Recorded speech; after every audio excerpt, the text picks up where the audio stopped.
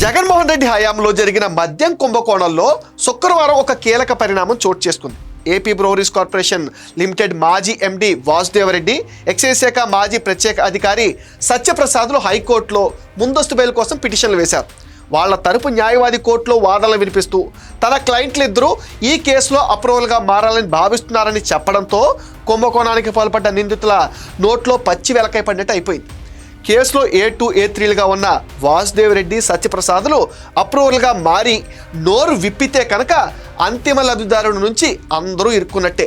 ఇప్పటికే అరెస్ట్ అయి జైల్లో ఉన్న కేసిరెడ్డి, సజ్జల శ్రీధర్ రెడ్డి, చెవిరెడ్డిలతో పాటు బెయిల్ మీద బయట ఉన్న ధనుంజయ రెడ్డి, కృష్ణమోహన్ రెడ్డి, బాలాజీ గోవిందప్ప, మిథున్ రెడ్డిలకు 3 రెట్టే.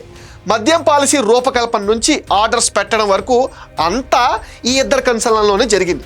ముడుపుల భాగవతం మొత్తం వీళ్ళకి తెలుసు. అంతిమ లబ్ధిదారుడు అయిన జగన్ రెడ్డికి ఎంత డబ్బు ముట్టింది, ఎవరి ద్వారా డబ్బు వెళ్ళిందో వీళ్ళకి తెలుసు. ఇప్పటిదాకా ముడుపులు నొక్కేసిన వాళ్ళు ఎవరు జగన్ పేరు చెప్పలేదు. అందుకనే సిట్ జగన్ని టచ్ చేయలేకపోయింది. ఇండియన్ రైల్వేస్లో పనిచేస్తున్న వాసుదేవరెడ్డి అయితే జగన్ తెచ్చిపెట్టుకున్న వ్యక్తి. ఈ కుంభకోణంలో ఎంతో కొంత లబ్ధి పొందే ఉంటాడు. అప్రూవర్గా మారి జగన్ గురించి చెప్పాడంటే అది గొప్ప విషయమే. మరి అయితే వీళ్ళు అప్రూవర్గా మారి కుంభకోణం గురించి ఎంతవరకు చెబుతారన్నది మాత్రం చూడాల్సిన విషయం. మద్యం ముడుపుల కేసులో మొట్టమొదటి అప్రూవర్గా మారిన వ్యక్తి విజయసాయిరెడ్డి. సాయిరెడ్డి కొంత చెప్పాడు, కొంత దాచాడు. ఆయన అప్రూవర్ అయ్యి అరెస్ట్ నుంచి అయితే తప్పించుకున్నాడు, కానీ కుంభకోణం గురించి అంతా అయితే చెప్పలేదు. జగన్ రెడ్డి గురించి సిట్ వాళ్ళకి ఏమీ చెప్పలేదు. కేసిరెడ్డి గురించి మాత్రమే చెప్పాడు. సిట్ ఆఫీస్ నుంచి బయటకు వచ్చి కుంభకోణం జరిగిందని నేను అనుకోవటం లేదు అన్నాడు. అలాంటప్పుడు జగన్ పాత్ర ఏముంటుందని మీడియా వాళ్ళతో కూడా చెప్పాడంటే ఈయన ఎలాంటి అప్రూవరో మనం అర్థం చేసుకోవచ్చు.